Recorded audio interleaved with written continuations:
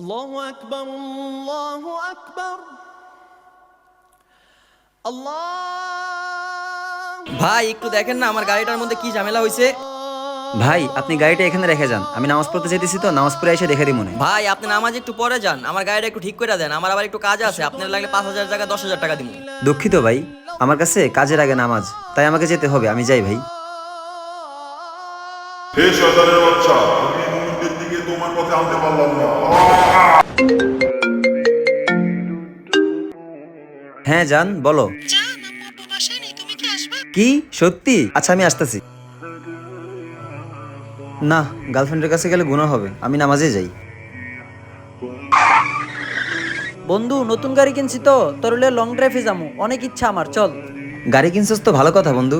বন্ধু আমি তোর লগে পরে দেখা করবো না, এখন আমার নামাজে লেট হয়ে যেতেছে, আমার যাইতে হবো, তুই থাক। হে শয়তানের বাচ্চা, আমি ওরে নামাজে যাওয়ার থেকে আটকাইতে পারি নাই। আসসালামু আলাইকুম ভাই, কোথায় যাচ্ছেন?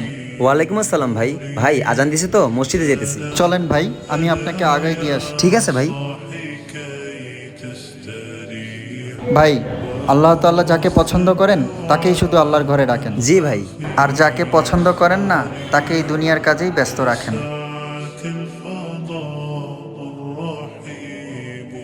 এই যে ভাই, মসজিদে চলে আসছি। শুক্রিয়া ভাই। জাযাকাল্লাহ খায়ের, আমি চলে যাচ্ছি ভাই। কেন ভাই, আপনি নামাজ পড়বেন না? আল্লাহ তোর সব গুনাহ মাফ করে দিয়েছেন। আমরা সবাই সময় মতো নামাজ পড়বো ইনশাআল্লাহ।